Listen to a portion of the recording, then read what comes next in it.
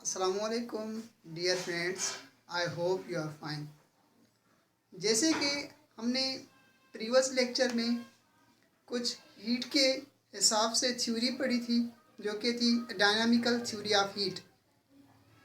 मुझे उम्मीद है कि आपको वो अच्छे से समझ में आई होगी। आज जो हम डिस्कस करने वाले हैं वो कॉन्सेप्ट ऑफ जूल थ्योरी, यानी जूल की थ्योरी का क्या कॉन्सेप्ट था। तो इस लेक्चर में हम इस चीज़ पे जो है डिस्कस करने वाले हैं। तो मैं आपको सबसे पहले बताता चलूँ कि ये जो जूल थ्योरी थी वो जेम्स जूल ने दी थी इन 1840 में। इन 1840 में जूल ने एक थ्योरी दी थी जो कि जूल के लिहाज से थी, जूल के अपने नाम से थी। तो उसमें क्या था, उसमें कुछ ये कॉन्सेप्ट था कि उसने रिलेशन बताई। किस चीज़ में? उसने रिलेशन बताई कि भाई हीट में और वर्क में उसके बीच में क्या रिलेशन है, यानी कि इनवर्स रिलेशन है या डायरेक्ट रिलेशन है। तो आइए हम देखते हैं कि उसका क्या कॉन्सेप्ट है। जी, उसने शॉर्ट किया कि relation between the heat energy and the mechanical energy, यानी कि वर्क। उन्होंने दिखाया कि भाई रिलेशन किसके बीच में, हीट एनर्जी और मैकेनिकल एनर्जी के। तो मैकेनिकल एनर्जी एक्चुअली क्या होता है? मैकेनिकल एनर्जी जो होती है वो वर्क होता है। जो भी हमारा वर्क होता है उसे हम कहते हैं कि भाई मैकेनिकल एनर्जी। तो उसके बीच में उसने रिलेशन बताई। ये कौन सी रिलेशन बताई? कि उसने बताया कि भाई जो वर्क है वो proportional to the quantity of heat. Work is proportional to the quantity of heat, यानी कि work is directly proportional to the heat. Directly proportional किस तरह से होता है, मैं वो कॉमन है, मैं आपको फिर भी बता देता हूँ कि सपोज करो एक ये चीज़ है, एक चीज़ के बढ़ने से दूसरी चीज़ बढ़े, ऐसे समझे ये डायरेक्टली प्रोपोर्शनल है। जैसे कि रिलेशन आपको मैं बताता चलूँ कि ये 5 है और ये 10 है।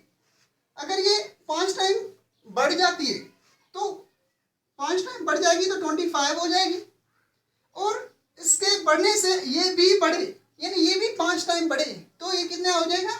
50। मतलब ये रिलेशन एक चीज़ के बढ़ने से दूसरी चीज़ जो है वो ऑटोमेटिकली जो है इंक्रीज हो जाए, यानी बढ़ जाए, तो उसके बीच में जो रिलेशन होगी वो डायरेक्टली रिलेशन होगी। तो ये तो कॉमन चीज़ है, आपको आती होगी।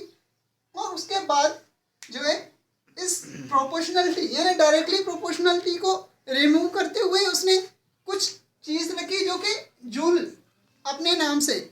जी, तो उसने जूल को क्या किया कि कांस्टेंट रख लिया। जी, तो जूल्स कांस्टेंट, ये क्या चीज़ कांस्टेंट है? कि कांस्टेंट। इसने कांस्टेंट कौन सी चीज़ रख ली? Joules constant. और उसने कुछ ये फार्मूला दे दिया कि भाई जो वर्क है वो डायरेक्टली प्रोपोर्शनल है हीट से। किस तरह से होता है, यानी कि वर्क, यानी कि मैं मैकेनिकल एनर्जी की बात कर रहा हूँ, वो डायरेक्टली प्रोपोर्शनल है किससे? हीट से। और उसने एक चीज़ कांस्टेंट रख ली और ये कुछ उसने फार्मूला अप्लाई किया। और प्लस में बहुत सारी चीज़ों के बारे में उसने भी हमें बताया। जैसे कि मैं आपको बताता चलूँ कि डायनामिकल थ्योरी में कुछ ऐसा बताया गया था कि भाई जो एक्चुअली हीट होती है वो फॉर्म ऑफ एनर्जी होती है।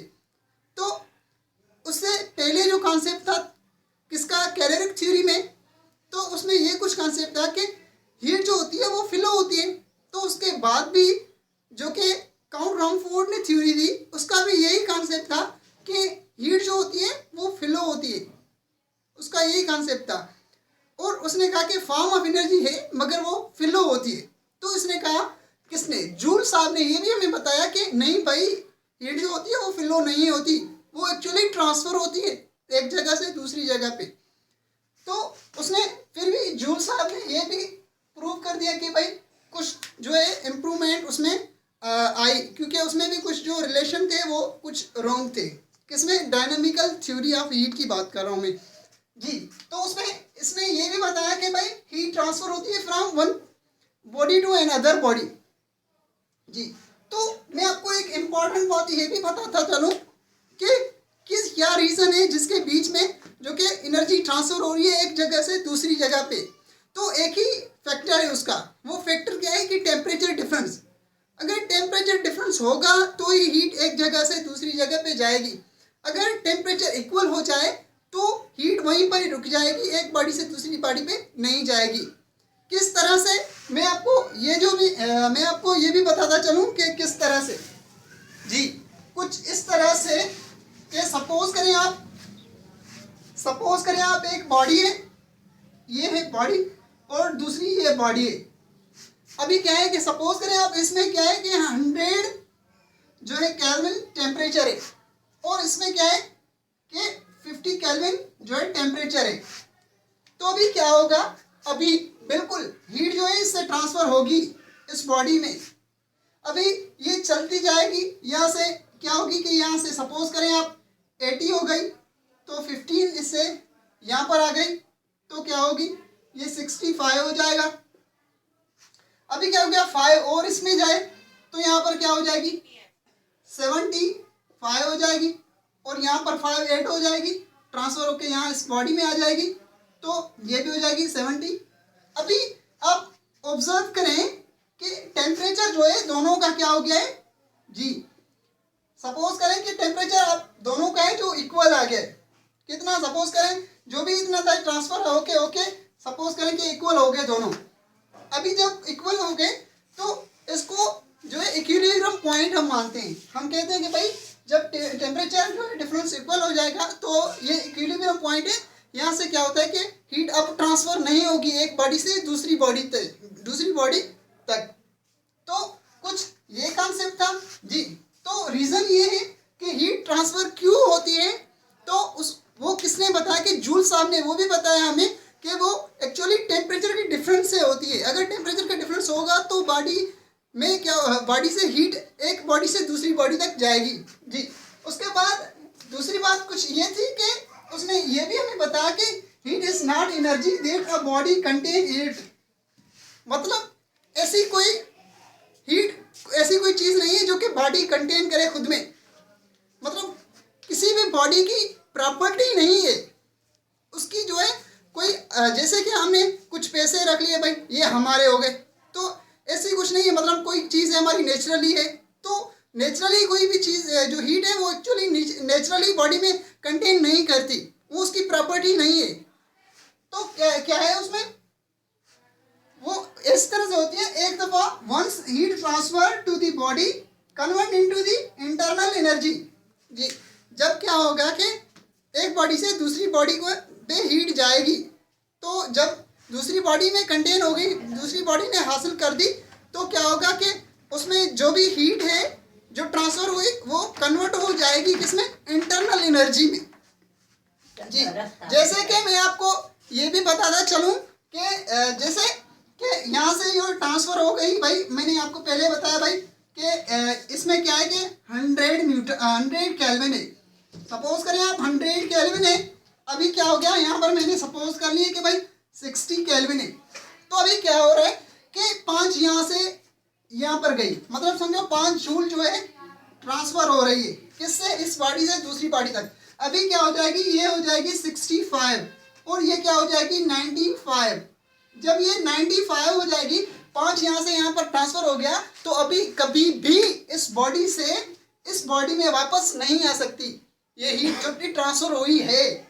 क्यों, क्योंकि अभी भी इसका टेम्परेचर हाई है और अभी क्या हो गई, ये जो 5 गई इसमें हीट, वो इसकी इंटरनल एनर्जी हो गई, इसमें सेव हो गई। अभी जो है जैसे ही हीट जाएगी वो बॉडी में क्या हो जाएगी, उसकी इंटरनल एनर्जी में कन्वर्टेड हो जाएगी। तो इसने ये भी कुछ बताया कि भाई हीट जब ट्रांसफ़र होती है एक बॉडी से तो क्या हो जाए, converted into its internal energy. जी, तो ये इंटरनल एनर्जी में क्या हो जाती है कि कन्वर्ट हो जाती है। तो उसके बाद एक इम्पॉर्टेंट चीज़ मैं आपको बताता चलूँ कि आप कैसे आपको पता चले कि भाई इंटरनल एनर्जी होती क्या है। एक्चुअली इंटरनल एनर्जी कुछ ये होती है कि microscopic sum of kinetic energy and potential energy of molecules. जी, मैक्रोस्कोपिक भी होती है काइनेटिक एनर्जी और पोटेंशियल एनर्जी, और माइक्रोस्कोपिक भी होती है, जो कि माइक्रोस्कोपिक जो एनर्जी है काइनेटिक एनर्जी या पोटेंशियल एनर्जी जो कि बॉडी में अंदर कंटेन करे, तो उसके सम को मिलाएंगे तो क्या हो जाएगा, इंटरनल एनर्जी हो जाएगी उसकी। भाई कैसे काइनेटिक एनर्जी, कैसे जो है पोटेंशियल एनर्जी बॉडी में, किसी भी बॉडी में कंटेन करती है, तो आपको ये भी पता होगा कि ये हर बॉडी में जो है मॉलिक्यूल्स होते हैं, छोटे छोटे मॉलिक्यूल्स होते हैं। जैसे कि आप लिक्विड में बहुत दूर दूर मतलब ऐसे समझे आप थोड़ा नियर होते हैं, जैसे आप गैस के मॉलिक्यूल्स देखें वो बहुत बहुत दूर होते हैं, जैसे कि सॉलिड के बिल्कुल नियर होते हैं। तो क्या होता है कि सपोज करें आप ये एक लिक्विड के मॉलिक्यूल्स ले लें, आप लिक्विड के मॉलिक्यूल से अभी क्या करेंगे हम, जैसे ही इसको जो है हम हीट प्रोवाइड करेंगे, हमने हीट अप्लाई की जी, इसको हीट हमने अप्लाई की तो क्या हो जाएगा, ये मॉलिक्यूल्स जो है हीट ऑब्जर्व करेगा, ये ऑब्जर्व करेगा, उसके बाद ये ऑब्जर्व करेगा। जैसे ही इसने ऑब्जर्व कर दी, अभी क्या हो जाएगा, ये ऊपर चला जाएगा, जूम जूम। तो अभी इस स्टेज से जब ये ऊपर गया तो हमें पता है कि भाई mgh ये क्या हो गई, पोटेंशियल एनर्जी। तो क्या है कि मॉलिक्यूल्स के पास जो है ऑलरेडी क्या होता है, मास होता है और ग्रेविटी भी ऑलरेडी होती है, और क्या है जब इसने हाइट कवर कर दी तो इसको क्या मिल गई, पोटेंशियल एनर्जी इसमें स्टोर हो गई। और जब इसने वापस मोशन में लगाना है, ऐसे मोशन में हो जाएगा, जब ये वाइब्रेट करने लगेंगे ये, तो उसमें वाइब्रेट करने जब लगेंगे तो उसमें क्या होगी कि काइनेटिक एनर्जी होगी। तो मतलब इसमें अंदर जो भी चीज़ है, जो भी एनर्जी है इसमें अंदर यानी मॉलिक्यूल्स में, उसका हम सम कर दें किसका, काइनेटिक एनर्जी का as well as potential energy का, तो क्या हो जाएगा, वो इंटरनल एनर्जी हो जाएगी। तो ये कुछ थीम जो कि इस टॉपिक से रिलेटेड था। तो इंशाल्लाह हम कल जो है न्यू टॉपिक पे डिस्कस करेंगे, यही हीट का ही कॉन्सेप्ट होगा। तो हम ये कुछ सीखेंगे कि भाई हीट का यूनिट क्या हो जाता है, क्या होता है, उसकी कन्वर्जन कैसे होती है, और उसके बारे में थोड़ी डिटेल में बात करेंगे। उसके बाद जो है हीट का कॉन्सेप्ट ख़त्म हो जाएगा इंशाल्लाह। उसके बाद हम कोई और अच्छा वाला टॉपिक लेके आएंगे आपके सामने, और मुझे उम्मीद है कि आपको मेरा लेक्चर अच्छे से समझ में आया होगा। तो आपसे मेरी रिक्वेस्ट है कि आप मेरे चैनल को सब्सक्राइब करें ताकि हर वीडियो, आने वाला हर वीडियो आपके पास आ जाए और आपको प्रॉफिट हो। तो थैंक यू सो मच कि आपने हमें इतना प्यार मोहब्बत दिया।